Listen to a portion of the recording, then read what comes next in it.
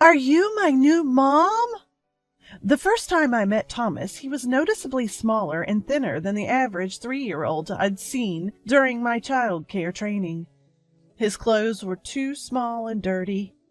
He looked around restlessly, appearing scared and uneasy. It was clear that he wasn't being properly cared for. A poor kid, starved for love. Yes, Thomas, nice to meet you. Wanting to put him at ease, I greeted him with the brightest smile I could muster. Drawn by enthusiasm, Thomas tightly gripped my hand. His little hand broke my heart. I'm Mary, 37 years old. I've always loved kids and dreamed of becoming a preschool teacher. I also wanted to have at least 3 kids of my own and build a happy family. But I ruined those dreams myself. I'd always had painful periods, but avoided going to the gynecologist out of embarrassment. After all, periods aren't an illness, right? But one day the pain became unbearable. When I finally got checked, I found out that I had a uterine disorder that required immediate surgery. I lost my uterus, and with it any chance of having children of my own. I gave up on becoming a preschool teacher, too. It would be too painful to continue working with other people's kids. Then James, who was 3 years older than me, changed everything. I'd taken a job at a regular company where I met him. He was assigned to train me, although he didn't seem too focused on his work. He took personal calls and texts and would chat whenever he could. I used to find him annoying, but during one of those casual chats, I learned that James had just separated from his wife. It seemed his wife left abruptly, abandoning their young son, Thomas. I couldn't believe anyone could abandon their child like that. That conversation, which I usually would have ignored, suddenly felt important. James noticed my serious listening and began talking more freely. In hindsight, I might have been a potential future wife in his eyes. Wow, so who takes care of Thomas during the day? Right now, my mom's helping out, coming from her place to take care of my kid, James said. She keeps nagging me to find a wife, especially for my child's sake. From what I gathered, James's mom had made an urgent trip from Minneapolis to help out. James was the second son of a farming family in Minneapolis, and the farm had already been handed down to the first son. Originally, the plan was to have James's mom take little Thomas back to the farm. But the wife of the first son was vehemently opposed, saying, "I've got my own kids to look after. I'm not taking care of the second son's child." So, with no other option, James's mom was taking care of Thomas in James's apartment. Even James's in-laws refused to take the child, and nobody would tell him where his wife was. I felt a strange jealousy towards James's wife, whom I had never met. She gave birth to a child I couldn't have, and then just abandoned him. That was unforgivable. If she didn't want him, I would take care of him. How about I become your wife? I was actually going to college to become a child care worker, I suggested. Really? Are you sure? And so we got married, but it wasn't exactly because I was in love with James. However, the first time I met Thomas, he was undeniably adorable, but he also seemed anxious and nervous. I soon found out why. Patricia, James's mom, and now my mother-in-law, said to me upon first meeting, "Well, Thomas has a lot of likes and dislikes, just like his birth mom. He's not cute at all and doesn't even resemble James. He might not even be his son." "Patricia, Thomas can hear you." "It's fine. He's young and won't remember. I'm going home now. See you all later." Patricia hastily left, but not before bad-mouthing Thomas's mom in front of the child. Thomas is 3 years old. He understands what adults say. I don't like that, Grandma, Thomas whispered. I'll protect you from now on. I'll protect this child, treating them as if they were my own. I vowed in my heart. After getting married, I started to understand why James's ex-wife left. Parental burnout wasn't the whole story. Patricia may be difficult, but the real problem is James's emotional abuse. That day happened to be particularly hectic. Even after dinner, laundry wasn't folded. I hadn't checked Thomas's school planner, and nothing was prepped for tomorrow.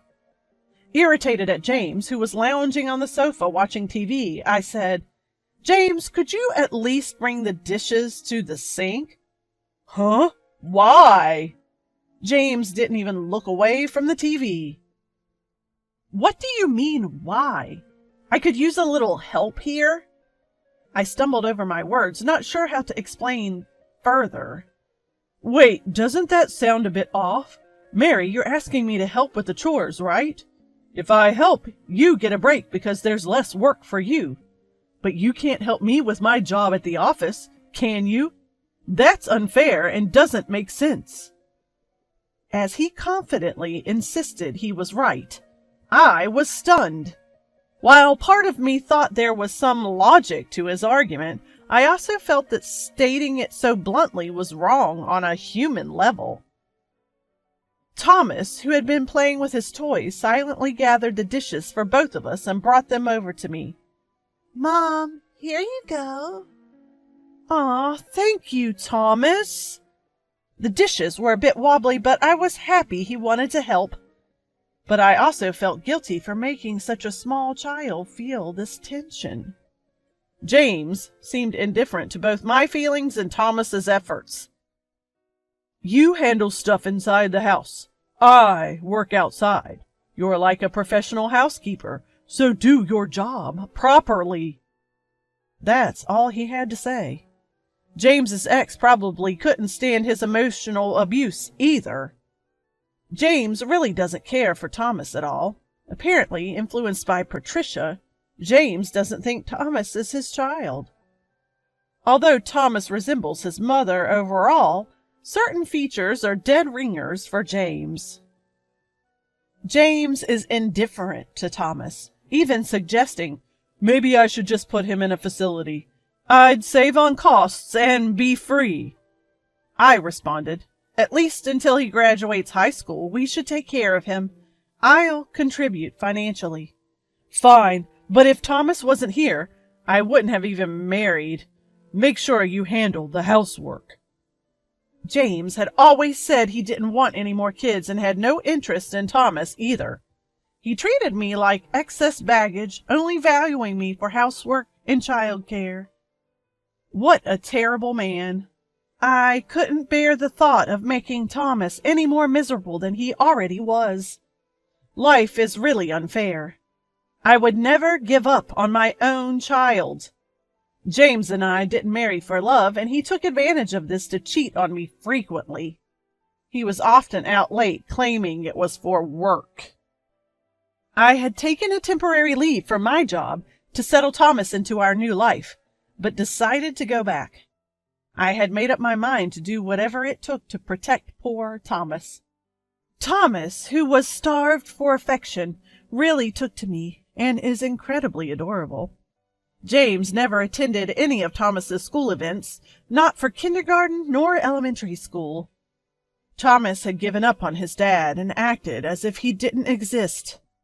People often mistook us for a single mother and her son. Although James and I were just sharing a life, Thomas and I had become a real family. Fast forward 15 years. Thomas was a high school senior, accepted to his top choice college, and planning to live on his own come spring. On the day of his high school graduation, I couldn't stop tearing up seeing him in his school uniform for the last time. Sadly, parents couldn't attend the ceremony and had to watch online. It was a sign of the times, but it felt lonely. After sending Thomas off in the morning, I set up my laptop in the kitchen and got ready for the day. Until it's time to start work, I go through albums and Mother's Day gifts, reminiscing about the happy memories that feel both long ago and all too recent. Seeing this, James smirked and said, "Thanks for playing housemaid all these years. You're of no use now. Let's divorce." "You're really a fool, you know that? Going all out for someone else's kid? Well, it made my life easier," he added, scoffing at me. I held back my tears. What a foolish man! I had been waiting for this day for a long time. Let's settle this before the graduation ceremony starts. Smiling, I responded, "Sure, let's divorce. Let me enlighten you on why I've put up with you for 15 years. "Huh?" In response to me, James looks utterly stunned. The reason I put up with being just a housemaid? Simple. I decided to protect Thomas. To shower love on a child yearning for affection is just human decency. I can't fathom how you could be so cold to your own child. Can't you show some love? And let's not forget, Thomas isn't a stranger. James seems to forget that Thomas was already legally adopted by me when we got married. Our relationship remains intact after divorce unless that adoption is nullified. Also, make sure to handle the division of assets properly. I've been contributing to living expenses and paying most of Thomas's tuition from my own earnings. I've kept meticulous financial records, so I'd like you to consider that. I hardly have any savings. It will essentially be splitting your money. In truth, I've been using any leftover living expenses James gave me to save for Thomas. I've been giving Thomas little amounts of money here and there. You earned this by helping with the dishes, or this is your allowance for the month, I'd say. I meticulously jot these down in a household ledger. The savings in Thomas's name are considered his separate property, so they're off the table in a division of assets. That's how I've been securing Thomas's financial future. His educational insurance is also reaching maturity soon. The insurance premiums are in both of our names, so it's part of the property to be divided. However, I've been shouldering all the complicated procedures, so I set the amount pretty high. Bit by bit, I've been increasing the money that James can't easily access. Furthermore, Thomas is 18 and legally an adult now. Being an adult means he can enter into contracts on his own and doesn't have to obey parental authority. So Thomas can become legally independent from James. Even though I've adopted Thomas, if I get divorced, I won't be able to protect him like I used to. That's why I've been wanting to avoid divorce, at least until Thomas graduates from high school and leaves home. Truth be told, James has been suggesting divorce for several years now. Apparently I have outlived my usefulness now that Thomas is older and needs less attention. Especially with his new affair with a woman in her early 20s from a club. He's been shamelessly pressing for divorce. "She wants to marry me," he says. I had been pleading, "Please, just wait until Thomas graduates." So it was no surprise when James hinted at divorce on graduation day. "Your fling from the club, Nancy, is it? I wonder if she's received the court's special delivery by now." The special delivery is a legal document from the court containing my claim for compensation in the divorce lawsuit against his mistress. "How do you know her name?" "I know about almost all of your affairs, James. You weren't exactly discreet." Cracking the code on his mobile phone was easy since it was his birthday, and I even hired a detective, so gathering evidence was a breeze. "So you're telling me you're filing for compensation in the divorce, even though you don't love me? This was supposed to be a mutual divorce." "It's you who wants to marry your mistress. I'd say it's a unilateral decision on your part." I'll file for compensation in the divorce case. Objectively speaking, it's clear who's in the wrong, isn't it? Even though James treats me like a housemaid and claims there's no love, we're still legally a couple. I could easily sue his mistress for damages in the divorce case, and James is actually about to be served papers himself. When you're dealing with a man who morally harasses you, you never know what self-serving things he might say if you don't involve a neutral third party, like a court or a lawyer. You might have expected me to bring up divorce, but I've also been preparing, I say. I'm moving to a new apartment tomorrow. From now on, let's communicate through our lawyers. Oh, and don't forget, the most important thing is that I'm off to see a graduation ceremony, so don't you dare disturb me. James slumps to his knees when I emphasize my point. Did he really think I would leave him without getting anything in return? Just doing as he says? What a fool. He'll regret underestimating me. Later, after the graduation ceremony, Thomas hands me a bouquet of flowers. He had stopped by a florist on the way home. Thanks for everything so far, Mom. I'm looking forward to more good times, Thomas says, offering me his hand with a shy smile. I grasp Thomas's hand, which I hadn't held in a long time. His hand, once so small, was now larger than mine.